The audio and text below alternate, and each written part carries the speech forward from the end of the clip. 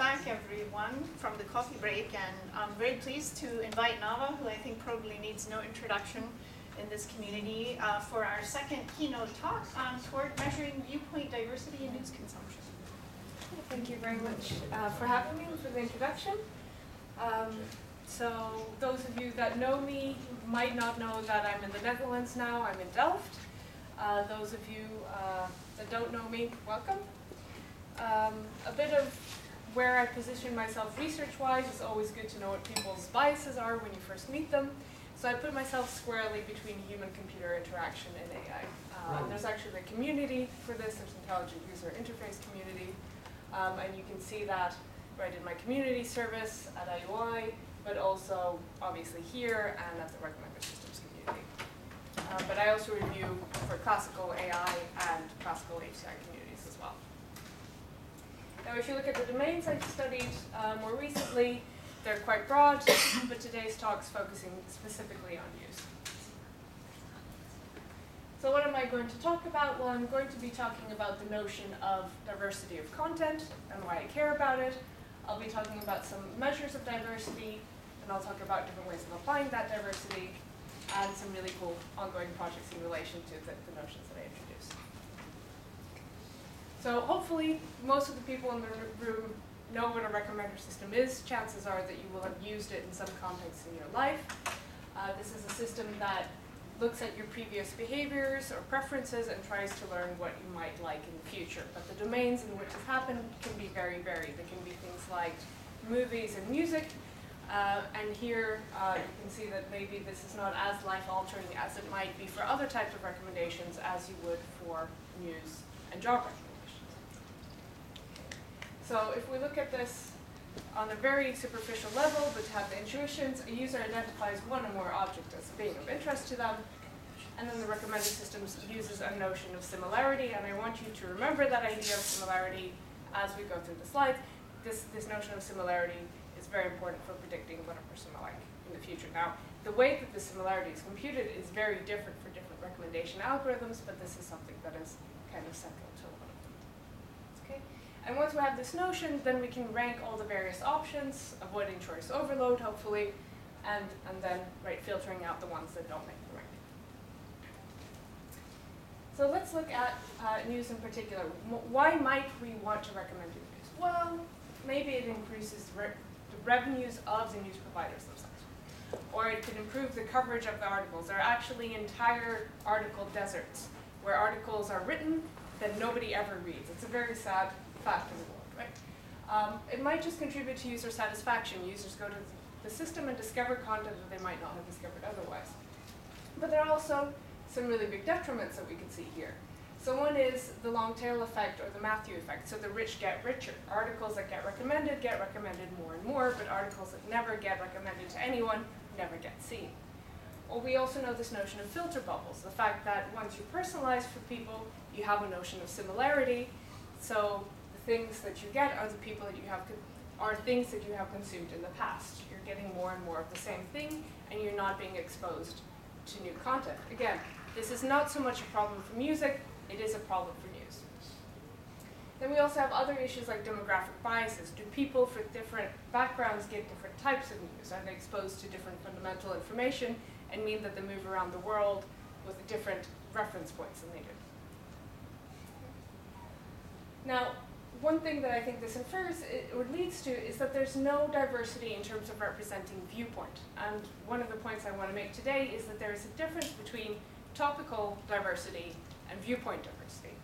And I'm also going to say that it's not something that we've solved. So if you're thinking that I'm coming here with solutions today, this is work that I've been looking at for the last year.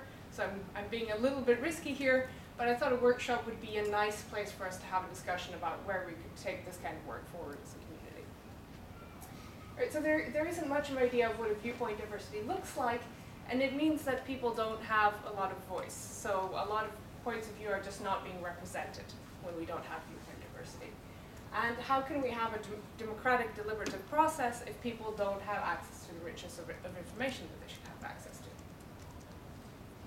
So a couple years ago, 2 years now, I presented a position paper at the FAT Rec workshop. So this is the Fairness, Accountability, Transparency workshop. And here I said, well, we have people that are different from each other, and we have items that are different from each other, and somehow we're trying to select content that is different from, right, that is varied. And for the last couple of years, the papers that I've had at UMAP and Rexis have looked at what can we do in terms of presentational strategies. What can we do precisely on the nice topics that we had from Peter earlier in terms of transparency and control. What can we do from the user interface side to help people explore diversity of content? What is from music? So it was a nice toy domain to explore. But the question is, okay, but what do we actually mean by the diversity of content? How do we actually modify that and control that in an interesting way? And that's the focus of today's talk. So no interfaces today. Those of you that are used to me talking to explanations, today's not your lucky day. Okay. So what kind of vision do I have of the world? So I have a vision of the world where if somebody's reading an article that says measles vaccines causes autism, I would like them to see a number of other articles. And these different articles have different points of view in relation to autism. So something like, there's a study showing a correlation, but then that study was withdrawn. Maybe also that big pharmaceuticals are funding some research on vaccinations as well, right? So we have a richness of perspective, a richness of viewpoints that are selected. So that's what I would like recommender systems to be able to do in the future.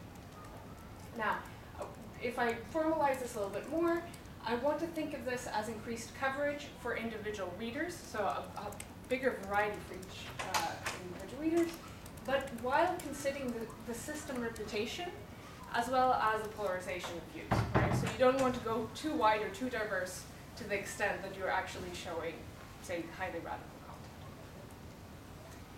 So I noted early on, right, recommender systems use similarity, and there is a relationship between similarity and diversity that we simply cannot ignore.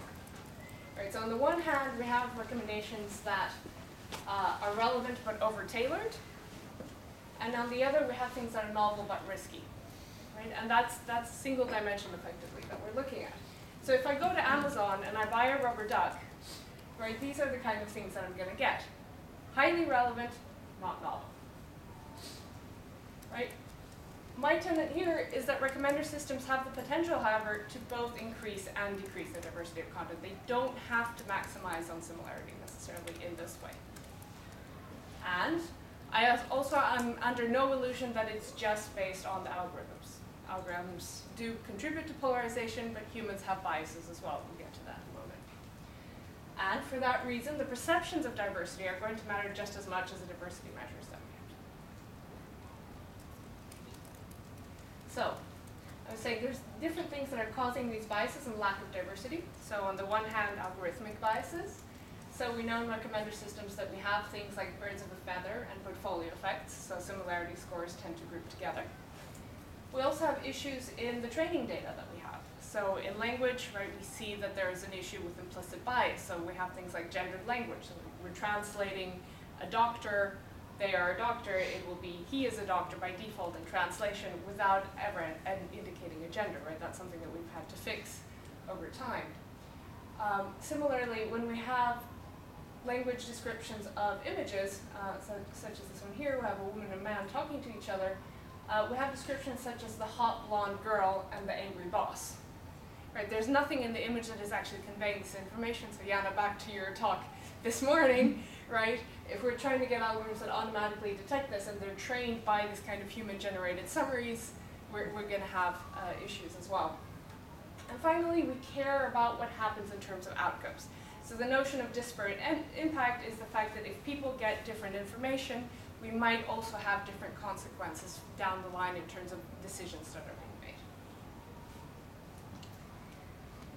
But, as I said, it's not just down to algorithmic biases, it's also down to human biases. Why do we care?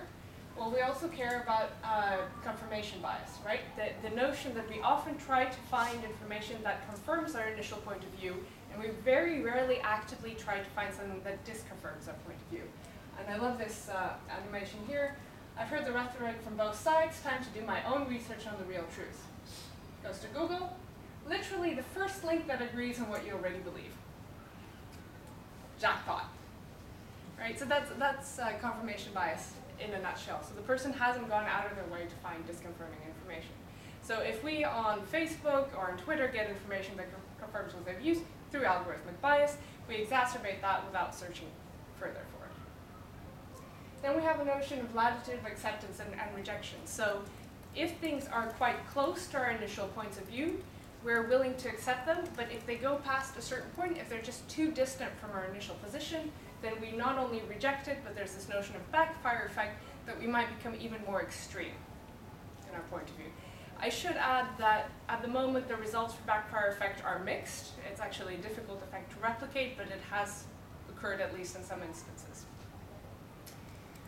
There's also a notion of quantitative reasoning being selective. So Kahan and others found that people who had very high numeracy, so people who were very good at reasoning with numbers, were actually reaching conclusions that were consistent with their political point of view.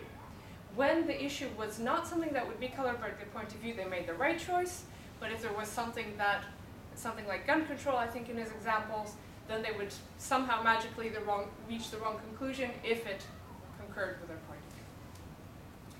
And, well, if we look at the two together with algorithmic bias, in Facebook in particular, there's a nice paper that finds that, well, it's not just the algorithms that are at fault, people are selective, right, in terms of what they actually view. So to contextualize it in a more ecological setting.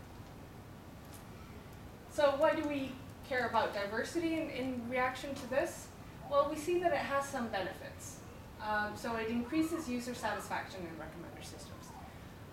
In the more particular case, we found that they were satisfied if they specifically were found to enrich a user's taste, right? And that's quite a strong if, because maybe something is new or diverse, but it doesn't actually expand people's horizons. It also helped people find target items faster, increase the novelty of the items that were recommended, and perceptions of diversity help people make a choice. Right, so overall, diversification has been shown to have some benefits. So how do we measure it? Enter a paper that we presented at the FAT conference earlier this year, the Fairness, Accountability, and Transparency conference. And this was a simulation of a recommender system. And it was a simulation of a news recommender system that we tried to design after talking to Dutch media companies. Here, you can control a few different things. You can change which recommendation algorithms feed to the system, how much. You can change the publication patterns, so which things would be more salient or available to the user when they use the interface. And then we have models of the reader patterns themselves. How many articles per day would a person use, for example? So the simulation had these three different modules, and it's also worth to note that articles would be represented with different levels of prominence, and we also had the concept of user drift. Now, what is user drift? This is the notion that if a person reads an article, they're also more likely to be susceptible to that kind of topic or that kind of article in the future. Right? It sort of stands to reason that by our consumption habits, we adapt a little bit. Right? So this was kind of the simulation framework. I would add the large caveat, I don't think that we simulated everything right, but I think it's a useful framing to say these are the moving parts that we could have. Let's try simulating them in different ways and see what happens. In the system, we used two concrete diversity metrics. We didn't invent anything new. We were using the metrics by Vargas and Castells. One is Longtail Novelty, which also is called expected popularity complement, and the other one is unexpectedness, or expected profile distance, and we'll look at these separately. So Longtail Novelty. This is one of my favorite pictures when I teach recommender systems, by the way, where the notion in Longtail, the concept of Longtail, is that we have a lot of items that a lot of people consume. These are things that we call generic. But if you like, the raison d'etre of recommender systems is that there are a lot of items that not a lot of people consume, and it's getting the right item to the right person. Right? So there's a small number of users that would like this item, but if you get it to the right users, they're actually getting the benefit of the system. And so that's the tail, where you have a small number of users down here, but they're benefiting overall cumulatively a lot. So how do we compute this expected popularity complement metric? Well, we do actually care where in the list it is, so we look at the rank. We also care about the relevance in relation to the user's profile, but then we look at the probability that they haven't read it in the past. Right? So it's a notion that what is the chance that they would have come across this, or not come across this and actually are coming across it now. So we can read this as the expected number of new read relevant recommended items, not previously read. Now, I should note that popularity can be defined in different ways. It can be things that you might not be aware of versus things that you haven't seen, or things you haven't consumed. There are different ways to define it, but it's the probability that it hasn't been read. Now, when we ran the simulation for different algorithms, not too surprising, and I'll go through this quickly because you can always read the paper for the results, but just to show that we saw different effects for different algorithms. So unsurprisingly, if you have a popularity baseline, right, that's not going to be very novel. But if we look at item KNN and weighted probabilistic measure, right, that's going to be more novel. Interesting results for user KNN, which is here. It increases at some point until it converges at the higher level with these other two that are performing quite well. But if we don't include user drift, it's actually staying quite steady. So recall this idea of user drift was if users read the articles, they actually consume more and more of the same, so they're kind of learning from their consumption. If that doesn't happen, then user KNN wouldn't increase in terms of quality. Right, so I said there were two measures that we looked at. We also looked at expected profile distance. This is a visualization that we had in the paper that I actually presented earlier this morning, but this is a news consumption profile. If somebody has read an article, what is the distance between that article and the user's existing profile? Okay. So here we also care about the ranking of the article and the position. We care about the relevance as before. But then we look at, for each item in the person's existing profile, what is the relevance of that item currently in the profile, and what is the distance to the item that we are now suggesting to the person? Right? So that's a way to say that an item that is being suggested, how different is it from the things that the person already consumes?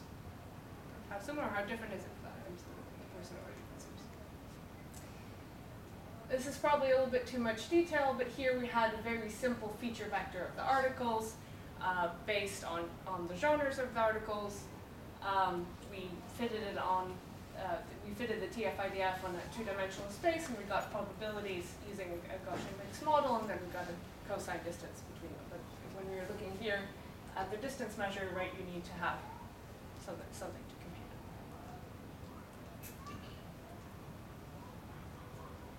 So here we had some, the colors are not great on the screen. That's really a pity. So you guys aren't going to be able to see the visualization itself, which is a pity. So you'll just have to take my word for it. We also saw a difference between the algorithms in terms of which ones had the biggest profile distance, the smallest profile distance and the largest profile distance. And we saw also that for item KNN, the clusters of users kind of spread within a topic. So they didn't spread between topics, but they spread quite a lot within a topic. So you can't see that here, but there's kind of a drift within the cluster. So for item KNN, here we saw a greater degree of user drift if the article didn't completely cover the preferences. Okay, so this is quite handy in the sense that we have ways of measuring diversity. But hopefully some of you here are sitting, but she promised viewpoint diversity, and these distance measures so far just look at categories of articles. This is basically content-based filtering. How is this different from what we've known before? And here's where I think some of the more interesting things come out, but what I wanted you to come out of the first talk thinking about is, even though you might not be able to deploy a system on a live framework and get user feedback, you can run these kind of simulations to have a sense of what might happen when you modulate different factors, and I would like to encourage you all to think about doing that.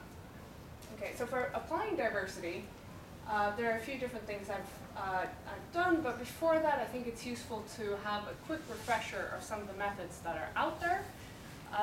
Many of them are re-ranking methods. I won't go through all of them, but they re-rank with different properties that they're trying to maximize for.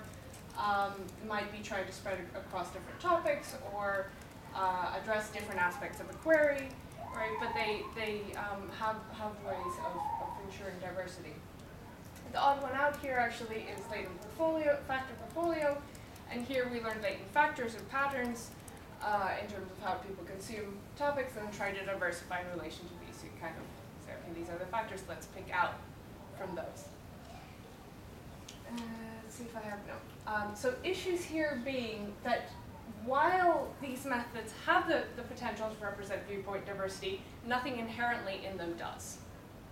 Right, so you could have a ranking that represents viewpoint diversity, but you have to somehow model it.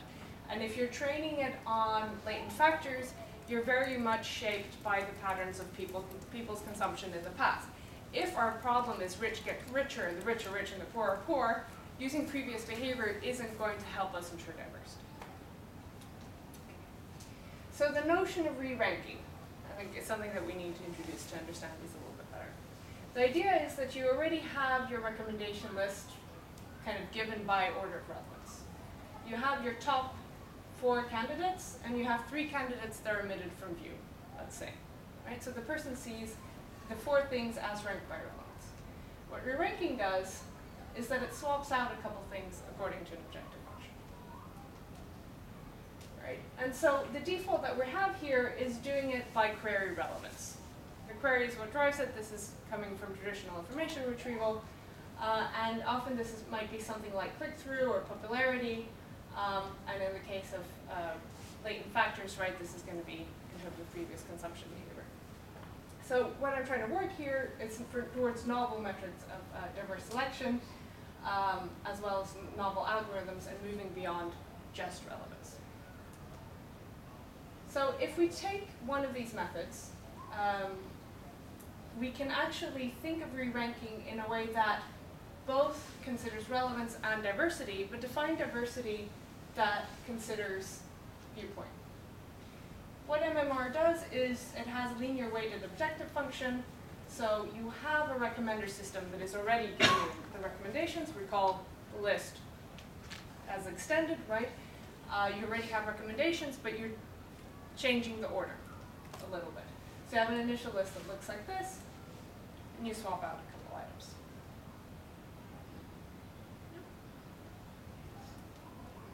Okay, so this objective function that we have has a similarity and a diversity. And we have this factor lambda and 1 minus lambda. This might be quite similar, right, from some of the things that we've seen in the educational domain, where the user could actually control the lambda, the balance between the query and the balance between their current profile. So you can say that this is the profile, and this might be the query, right, or the other way around. So you can kind of have these 2 factors that you have a linear weighted average between. So similarity is how similar it is to the original interest, and diversity is according to the diversity value. Now, 2 things that I've done to represent viewpoint was, one, to look at people's personality in music. So can we diversify or apply this re-ranking based on people's personalities and how their personalities might relate to different features? And I've looked at linguistic features, specifically for use. So let's look at re-ranking for personality first. This is work conducted by this lovely fellow here. Feng Lu did a master's project with me now, but now works for one of the Dutch media companies. And he looked at personality as represented by the Big 5. Some of you might have seen it in different educational contexts or so on. And the question is, do different people need diversity applied in different ways depending on their personality? So we might ask, is there a relationship between people's personality and their needs for recommendation diversity? And what does this mean in terms of user satisfaction metrics? So we did a pilot study. We saw what kind of music people listened to, what kind of features were represented, and we made a simple mapping between the different attributes in music and the personality factors. Note, interestingly, that openness to experience didn't show any significant correlations, something that one might have expected for diversity. What did seem to reoccur twice was emotional stability, or the inverse of neuroticism. So overall, people who are less emotionally stable, I recall, have rather low diversity. They like to listen to the same music over and over again. So we apply that to diversity strategy, and we need to revisit our re-ranking function, right, to make the mapping here. So this is our objective function. And here, diversity is actually a weighting of a number of thetas given by the different types of attributes that are given. Right, so agreeableness for theta 1, emotional stability for theta 2, and extroversion for theta 3. And then we have the overall lambda, right, the overall diversity, which is given by emotional stability. So we evaluated this with people. We did this using the Spotify recommender systems. We did this because we thought we want to make sure that the quality of the recommendations is reasonably good. We asked people to already be quite frequent users of Spotify. And then we applied the diversity strategy on top of that. So we did the re-ranking on top of that. Okay, and then we got people's personality and a personality test.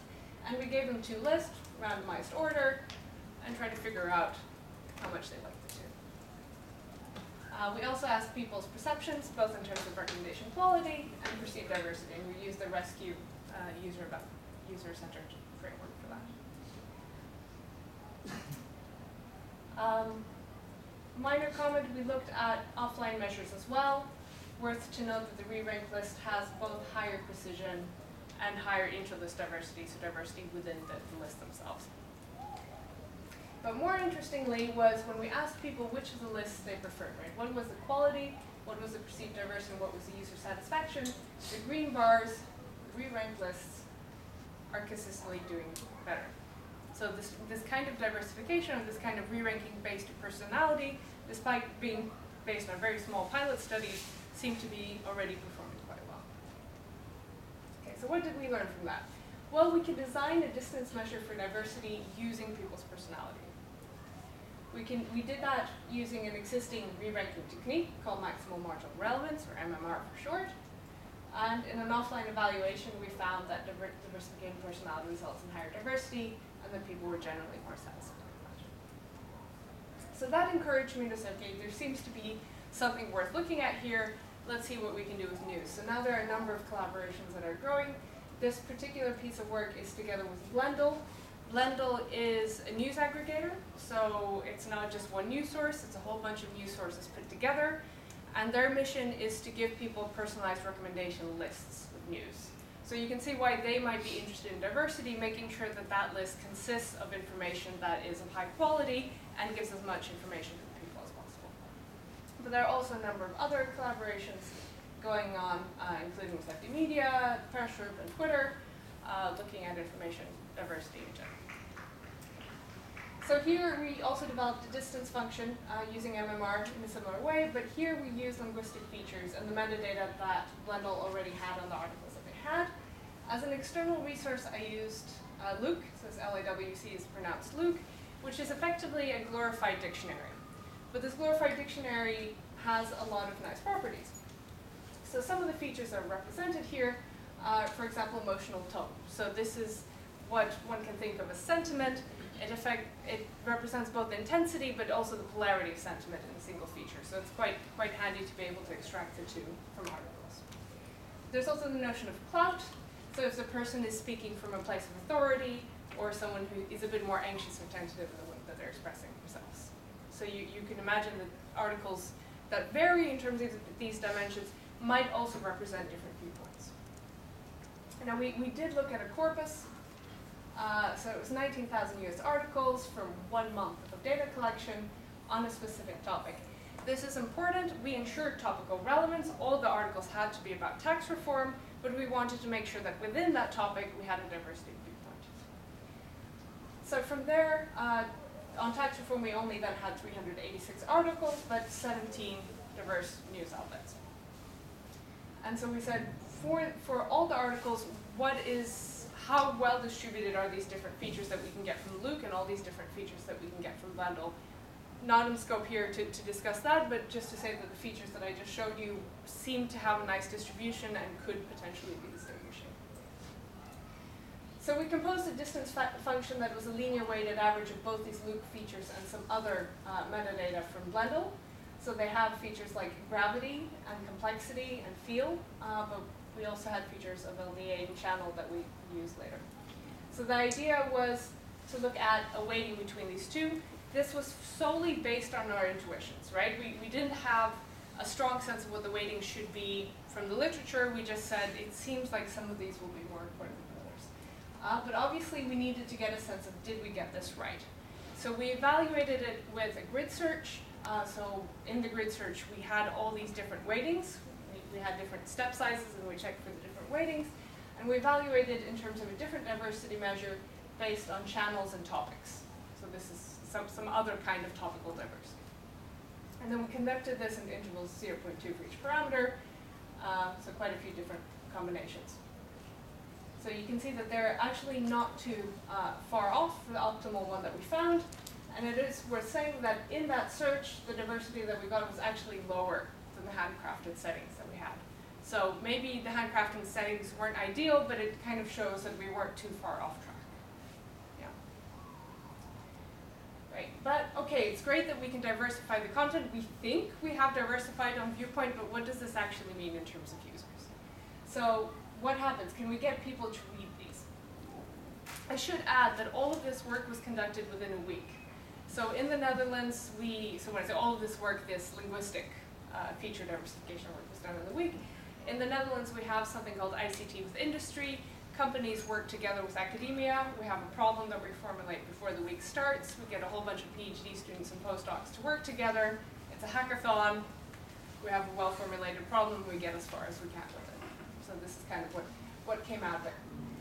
So in the user study, we had one baseline article and another more diverse article, so the one that was kind of resulting from this re-ranking. People were also given 1 out of 4 topics. Could be tax reform, could be Roy Moore, who was very topical at the time, Russia and Trump, also quite topical still. So for a topic like Russia, there would be a top article. This is the most highly ranked one. But then in relation to re-ranking, there are 2 options where the order would be potentially reversed. A would be considered the most relevant, but B would be re-ranked based on this notion of diversity and linguistic features. And then people got to choose which of these do you prefer to read.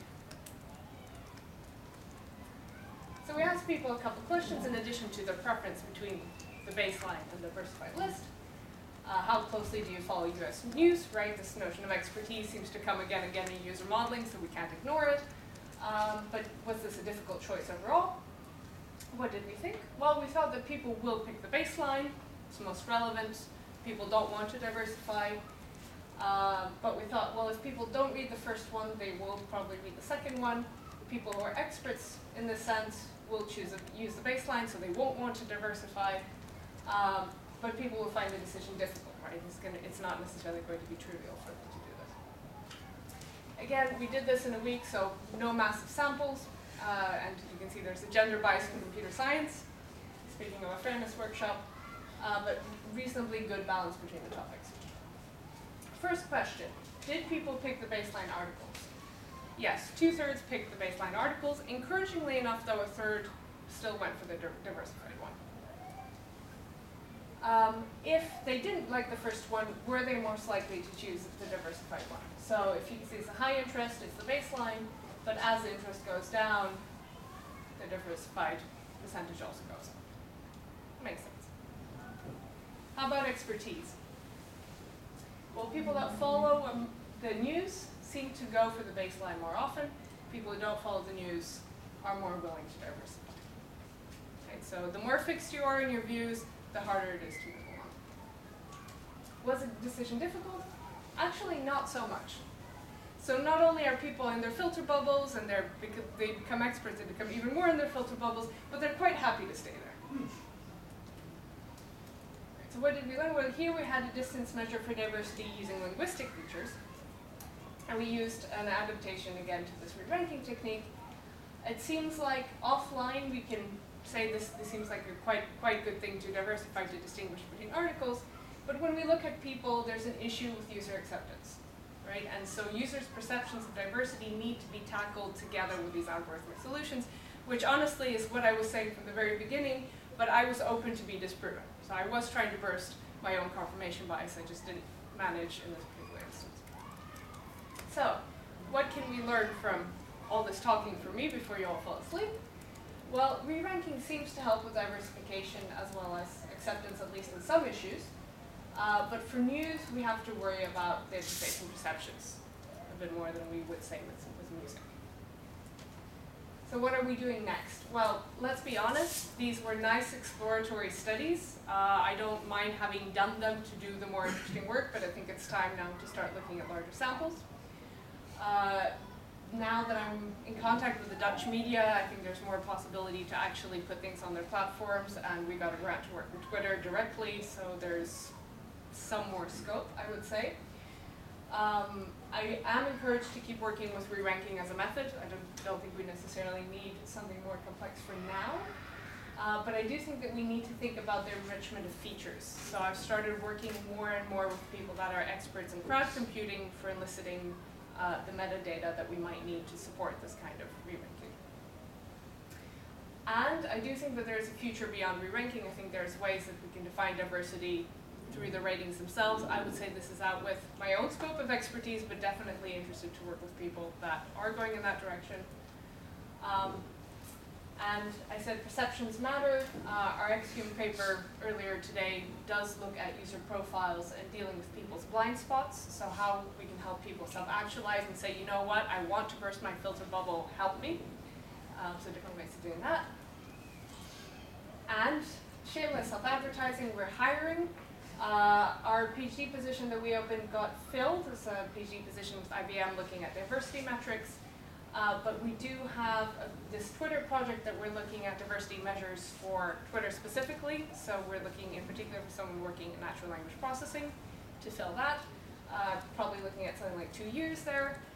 We also got granted a European training network on explainable AI using natural language. I think that position is only going to open in April, but if you're interested in that, please do give me a shout. And Delft is hiring like crazy. It's not official yet, but there will be assistant professor positions coming out. So those of you that are kind of that stage of your career, keep your ears open.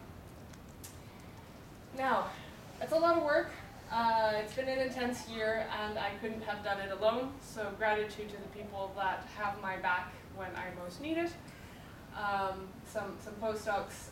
So Dimitrios is actually on the way out, and Masud Kaya is joining us from UCD shortly, and Tim Draws is going to join in July. So it's kind of a lot of movement. But without further ado, I'm happy to take your questions, and if you want to catch me online, there are a few contact points as well. Thank you.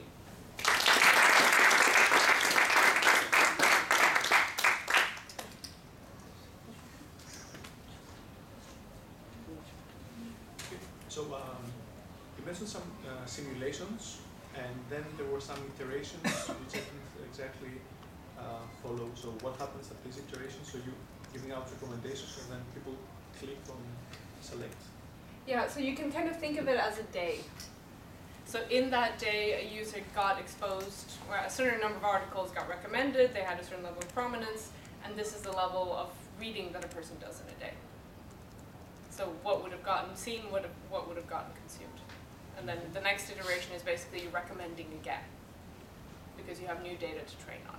And what's the model of consumption? Like how do you the system has to allocate certain articles as being read? Yeah, I need to look at that.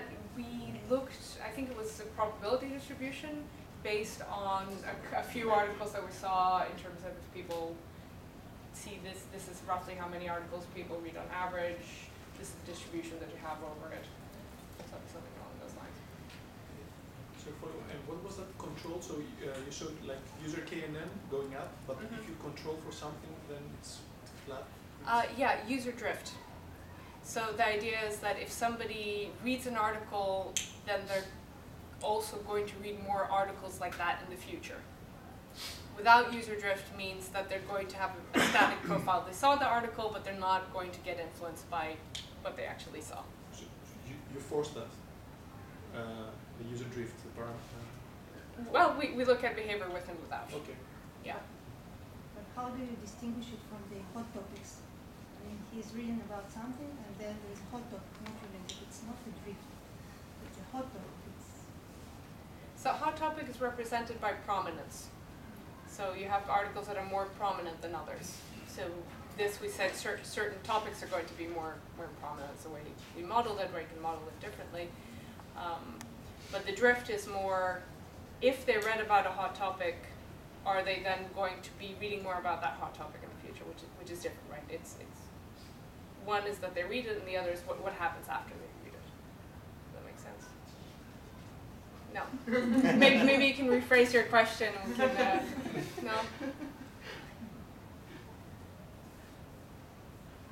I'm wondering if you said that at the end at the users they chose the baseline, if they somehow knew that this would be like a diversified result, because I like very much at the beginning of the talk is your vision that I am reading an article and then I get recommended that this is actually something on the same topic but a different stance, different viewpoint. So I might be interested to read, okay, I want to know the other side of the point, but if I just get a list, I might tend to click on what is actually I already tend to agree because.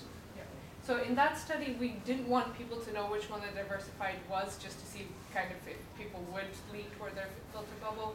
But in the paper that I presented earlier today, I had two goals, very similar. One visualization, one was broaden your horizons, which is the topics that you're reading about, but slightly kind of outside of it.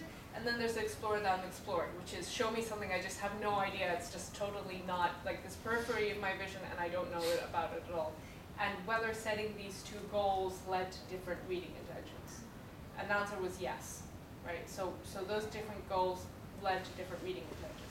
Now I should say there I also stopped short. I stopped short of seeing what actually happens in terms of consumption, because people's intention doesn't necessarily translate to what they do, right? So if I said I'm going to eat better, exercise more, I'm probably going to do that more than if I hadn't said it. But let's be honest, I'm not going to do it as much as I kind of initially stated that I would. And I think I would suspect the analogy is similar for news, but we would have to deploy it on a news platform to actually see. If I can one more question with the news, it seems to me that the people, it's not only about the Viewpoint, but I don't know. From the US, I always read Washington Post, so I prefer articles from that, and I will never go to news outlet that is different because I don't know, it's more conservative or whatever. So did the users in the study see the source of the article, or how could this be tackled somehow? Yeah, so people do look at source a lot for credibility assessment, and I think credibility assessment would, as soon as we showed any information next to it, I think that would very strongly color what they chose. That was strategically removed. One line of work that we're just starting up now is explanations based on credibility information, but that's in its infancy, so I can't say neither here nor there which features in which direction. But people seem to care. Yeah. So I guess this is kind of a similar question. But, the two goals, one is about topic diversity, the other one is about sort of opinion diversity. Those are very different things, right? Mm-hmm. So in fact, you could say that algorithmically, often one would be the opposite of the other. So if you think about topic diversity, you're really actually distinguishing between the content information embedded in the article. On the other hand, when you're talking about filter bubble in terms of opinion diversity, you really want the same topic. Yeah. In fact, you don't want the topic to be diverse, but you want opinion to be diverse. Yeah. So this latter point is the part that's always kind of bothered me a little bit, because there's so many assumptions that go into it. For one, let's take your example of always having some alternative viewpoints, articles about alternative viewpoints. Well, you're already making assumptions there, right? So frankly, not all viewpoints are as valid as other viewpoints, right? I mean, if you have an article that's presenting the scientific consensus about climate change, and then you have some kook on the internet who's doing something against global warming, those don't necessarily should be presented in the same form, right?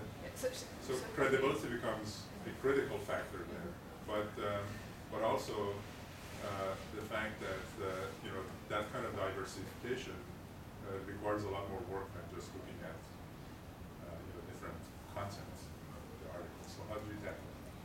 So I think there are a couple of questions embedded in. The first one is separating topical diversity and viewpoint diversity. In my view, re-ranking is the best thing I've seen for that, in the sense that the relevance is what gives you the pre-selection, and the re-ranking is what gives you the viewpoint diversity. And then the question is, how do you represent the points of view? And I think that's your second question. Now, I think sentiment is quite a nice one, in the sense that at least you're getting at different stances, right? If some people are talking about tax reform in a negative tone, and some people are talking about a positive tone, that's not a bad starting point. I'm not saying that's where we're going to end up as a community, but I think that's a good starting point. The other is, I think it's called the equivalence fallacy, or the notion that all information is created equal. Note that we as scientists think that information that is scientifically proven and published has higher validity than other information. That is not a viewpoint that is necessarily held by the majority of society. So we have to be a little bit careful about that. My stance, therefore, is maybe we should expose people to kooks together with, yeah, but maybe you should consume it together with this other information, or contrast this viewpoint, or you should be skeptical of this because there are some credibility markers that are a little bit dubious. Because I think the minute that we completely put blinkers... Without some notion of credibility attached to these things, that's objective. For most people, there's no way then to distinguish between the two in terms of the degree of validity. So just by presenting them on the same footing, you're already sort of biasing it towards Right, and so this comes back to what I'm trying to say to you is I think it depends how you present it. Right, if you present it without any packaging or forethought, that's a risk. But I don't think you should completely hide the information for people that are susceptible, because if they meet that information without some help to do critical thinking, that's worse. So you say that the best thing to do is direct ranking is, but we do try two-dimensional visualization, right? At least one picture showed that. I don't know, it wasn't just a simulation, a real interface which is seen by the users. There are several other works which try to do diversity using two-dimensional visualization, because at part it presents it better. Because ranked list is still one-dimensional, although you can fuse somewhere the diversity. So transparency you increase diversity, maybe you decrease the transparency, because now there are multiple reasons why things might be promoted on the list. So what do you think about this two-dimensional visualization? Is it just not for everyone, or just not presenting diversity as good as it is, or so whether the conservative believe that the re-ranking is the best, rather than not the visualization? It's a provocative question. Yeah, I would not hold the visualization in that paper as the state-of-the-art of visualization, frankly. I think it serves the purpose of explaining what the simulation is. The core of that paper is focused on simulation. Okay. So I think maybe separate that out. Generally, I agree with the comments that we've had about faceted search.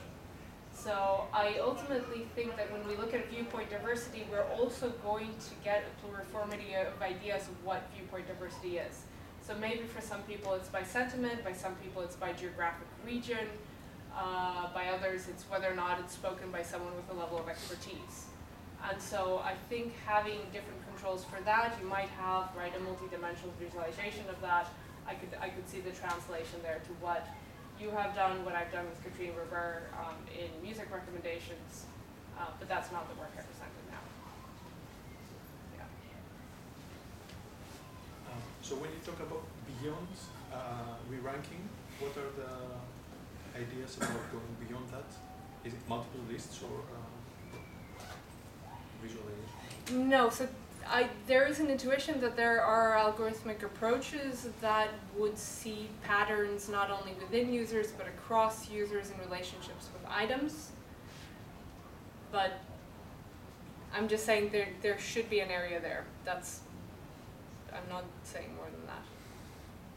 I mean, we've actually done some work on it's kind of diversity related to fairness and also long-tail diversity using both re-ranking and model-based approaches. And actually, re-ranking is pretty good. And part of the problem is that with model-based approaches, often the diversity objective is kind of fighting against the accuracy objective, and it makes it much more difficult to get something to converge.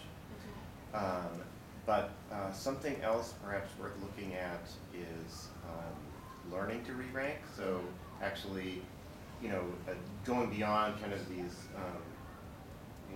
more sort of heuristic type re-ranking things to look at maybe deriving re-ranking ideas from the data. So that's And I do think that model-based methods might get there one day. We're just not there yet.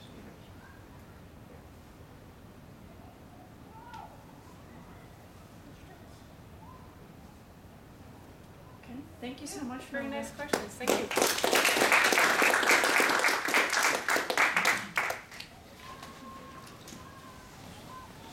So, coffee and discussion. So maybe we can take a 10-minute, 15-minute